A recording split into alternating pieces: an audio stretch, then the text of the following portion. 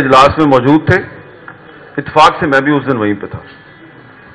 तो जुमे का दिन था और जुमे की नमाज के बाद कुछ सेनेटर साहिबान जो हैं वो मेरे साथ गप्पे लगा रहे थे, मैं उनके साथ गप्पे लगा रहा था। अचानक एक आदमी आया नामालूम, और वो उनको पहले एक बंदे को लेकर गया, फिर दूसरा आया। तो मैं भी अब बड़ा परेशान हुआ कि सारे किधर जा रहे हैं। तो मैंने पूछा एक सेनेटर साहब से, आप किधर जा रहे हैं? उन्होंने कहा वो कह रहे हैं इजलास होने वाला है, इजलास होने वाला है। मैंने कहा यार कभी भी जुमे की नमाज के बाद इजलास नहीं होता, कौन सा इजलास होने वाला है? उनका इजलास होने वाला है, इजलास होने वाला है। और उसके बाद एक पीपल्स पार्टी की खातून सेनेटर ने किसी को फोन करना शुरू कर दिया, जाऊं कि ना जाऊं, जाऊं कि ना जाऊं। मैंने उनसे पूछा क्या होने लगा है? उन्होंने कहा बस कुछ होने लगा है, तो मुझे लगता है मुझे नहीं जाना चाहिए।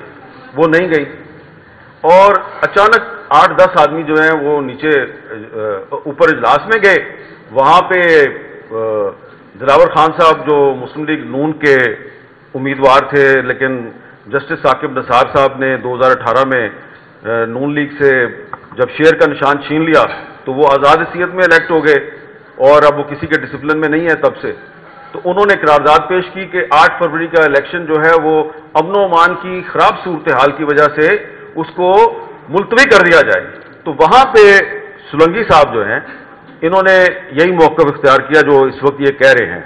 इन्होंने कहा कि इलेक्शन जो है वो 8 फरवरी को ही होना चाहिए। इन्होंने करारदाद की हमायत नहीं की, लेकिन इनका मौक़िफ़ जो है वो अपनी जगह पे। लेकिन वो दिलावर साहब जो है वो नून लीग के वोटों से वो सेनेटर बने, और बाद में जब यूसुफ रज़ा गिलानी साहब ने अपोजिशन लीडर बनना था सेनेट में, तो वो गिलानी साहब के साथ चले गए, फिर गिलानी साहब को छोड़ के फिर वापस आ गए। आजकल कुछ पता नहीं किसके साथ हैं। और उसके अलावा जो उनके साथ लोग थे जिन्होंने के इलेक्शन को मुलतवी करने की करारदाद पास की, उनमें से किसी का ताल्लुक ना मुस्लिम लीग नून से था, ना पीपल्स पार्टी से था, ना पीटीआई से था। पीटीआई का एक वहां पे सिख सेनेटर था गुरदीप सिंह, उसने करारदाद की मुखालफत की।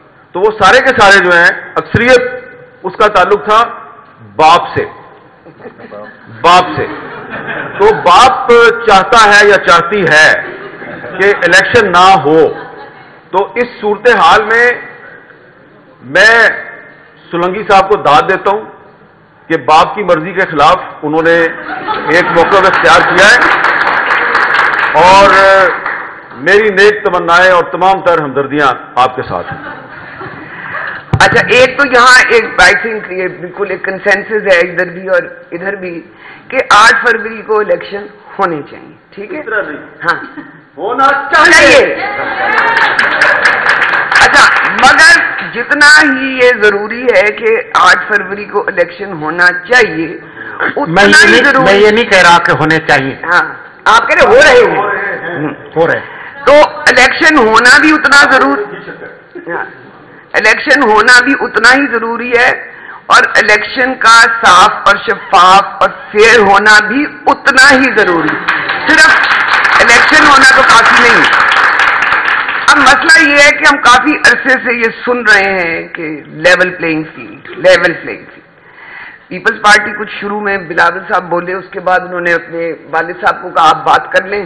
वो लगता हो गया, वो अब चुप हो गए हैं, वो अब लेवल प्लेइंग फील्ड की बात नहीं करे। अच्छा, जो नून लीग है वो तो काफी अरसे 2017 से रो रही है कि हमारी तो पिच उखाड़ दी, हमारे साथ तो ये लेवल प्लेइंग फील्ड नहीं थी। अब उनकी पिच में काफी गड़े जो हैं वो हमवार किए जा चुके हैं, मगर उसके बावजूद वो कहते हैं कि जो पहले पिच उखाड़ी थी उसके अभी भी जो है वो असरात कायम है। और दूसरा ये कि कहीं इस्टेब्लिशमेंट के अंदर से भी और अदलिया के अंदर से भी वो अभी तक सहूलतकारी किसी ना किसी तरह से जारी है।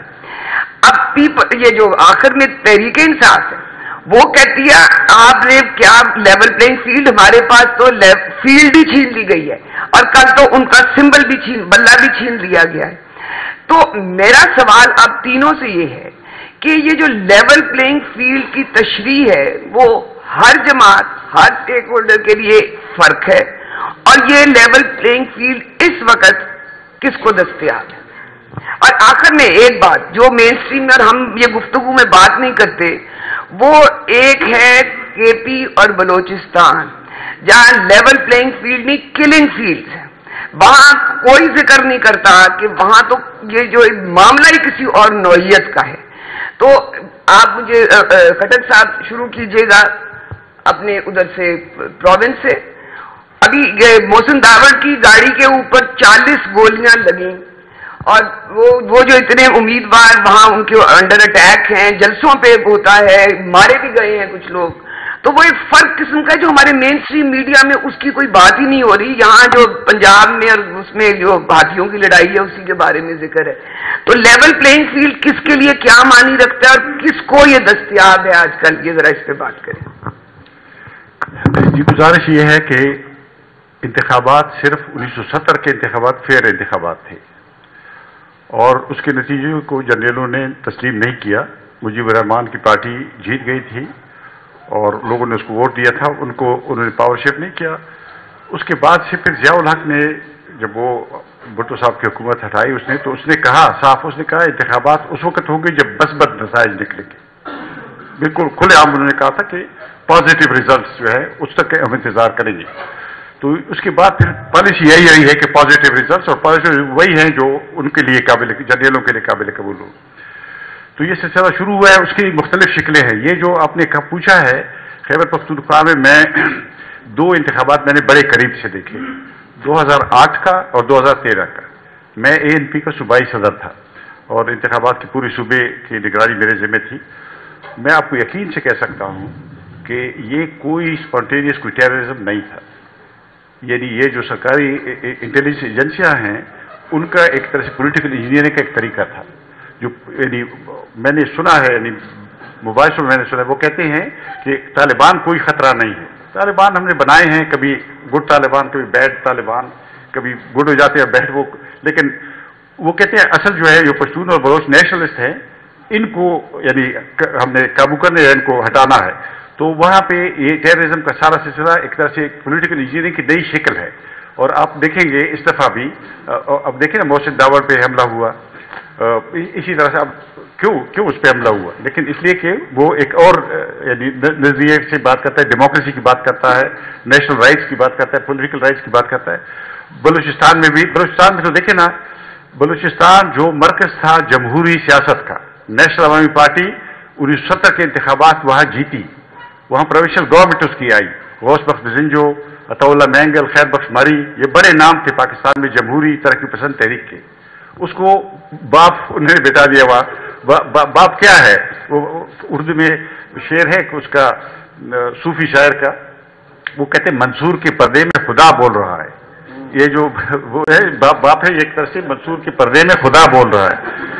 بیسیکلی تو بلوچستان کو لیے بنا سینٹ جو ہے، سینٹ ہے بیسیکلی اس آئین میں اس کو 18ویں ترمیم میں اس کے نام کے ساتھ بڑھایا گیا ہے house of federation. House of federation یعنی پاکستان کی وفاق کی اتحاد کی علامت ہے. اس کو کیا بنا دیا گیا ہے؟ House of conspiracies. اور دیکھیں نا اس کے چیئرمین کے الیکشن کیسے ہوا. اور میں یہ بہت اختصار کے ساتھ میں بتانا چاہتا ہوں، میں جب ہیومن رائٹس کمیٹی کا چیئرپرسن تھا سینٹ میں 2009 سے 2015 تک، تو یہ ڈسپیئرنس کی خبریں بہت آئی، ہمارے پاس شکایتیں لوگ لے آئے. ہم نے اس کو تھوڑا سا انویسٹیگیٹ کیا اور ہم اس نتیجے پہنچے کہ اس میں ڈسپیئرنس میں میجر ہاتھ جو ہے وہ ISI کا ہے. اور ہم نے یہ فیصلہ کیا، کمیٹی نے فیصلہ کیا کہ ہم اس کے بارے میں قانون بنانا چاہتے ہیں. ہم نے ڈیفینس منسٹری کو خط لکھا اور ایک آؤٹ لائن اس قانون کا ہم نے بھیجا کہ یہ قانون ہم پیش کرنا چاہتے ہیں. پہلے انہوں نے کہا کہ ہاں ہم آپ کو جواب دیں گے. یہ جنرل آصف یاسین ملک اس وقت ڈیفینس سیکرٹری تھے، وہ آئے کمیٹی میں، لیکن پھر وہ چپ ہو گئے. ایسا انہوں نے جواب دینا بند کیا. تو پھر ہم نے اس کو سینٹ سے منظور کرایا پلینری سیشن سے. اچھا ان کا یہ خیال تھا کہ یہ پاگل ریٹائر ہو جائیں گے تو بس ختم ہو جائے گی بات. لیکن اس کے بعد بابر صاحب نے، فوت اللہ بابر اور رضا ربانی نے دوبارہ اس کو پیش کیا. جب وہ دوسری بار جب آیا تو پھر ایجنسی نے فیصلہ کیا کہ اب سینٹ کو ہم نے کنٹرول کرنا ہے. تو اس کے لیے سنجرانی فارمولہ، یہ بلوچستان میں نون لیگ کی پارٹی کو ختم کر کے وہاں سے آزاد ممبران کے گروپ لایا گیا اور اس کے ذریعے چیئرمین، اور 6 سال سے چیئرمین کو اس لیے بٹھایا کہ اس میں ایجنڈے میں یہ والا حصہ ایسا ہے کہ قانون یہ نہ آئے کبھی پھر. تو اب دیکھیں نا سینٹ میں فلٹر لگائے گئے ہیں.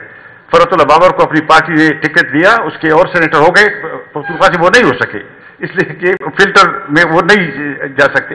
तो ये इस तरह की सारी चीजें हैं, इसी वजह से ये हम बातें अनसर्टेनिटी की बातें कर रहे हैं, वरना इलेक्शन फेयर होने चाहिए और मुझे लग नहीं रहा कि ये फेयर इलेक्शन होंगे। ये अदालत का फैसला आया है, लेकिन मैं कोट करना चाहता हूँ, इस पर बात खत्म करना चाहता हूँ कि अब अमरीकी वो जो सुप्रीम कोर्ट की चीफ जस्टिस थे मार्शल, उसने कहा था कि हम सियासी फैसले करते हैं, उसको कानूनी ड्रेसिंग या लिबादा पहनाते हैं, लेकिन होती ये सियासी फैसले हैं। तो ये रात का फैसला भी बेसिकली सियासी फैसला है, उसको सिर्फ कानूनी शक्ल दी गई। आप दो चीजें, एक आपने बात की कि ये जो अब नई इंजीनियरिंग की शक्ल है इधर केपी और बलूचिस्तान में, पर क्या ये भी दुरुस्त नहीं है कि वहाँ मौलाना फजल रहमान के ऊपर भी हमले हो रहे हैं, उनके भी, तो वो भी उनको भी इसी चीज का हिस्सा है? फजल रहमान साहब पे की पार्टी पे एक जगह हमला हो रहा है, बाजौड़ में, और बाजौड़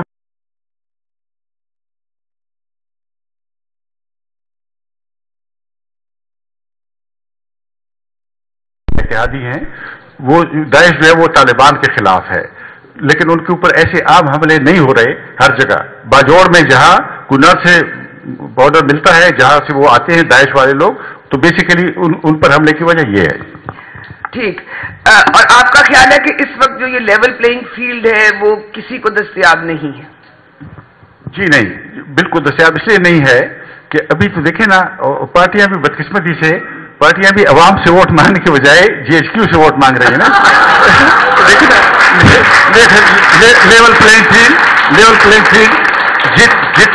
जितना कोई GHQ का लाडला है उसके लिए लेवल प्लेइंग फील्ड है, जितना उससे दूर है। लेकिन एक बात मैं कहना चाहता हूँ, आखिरी बात वो ये है कि जो इसमें अदरवाइज ब्लीक सिचुएशन में जो light at the end of the tunnel है, वो मैं पाकिस्तान के अवाम को खिराज अकीदत पेश करना चाहता हूँ कि जो जर्नलों के करीब जाता है वो वोट से दूर चला जाता है।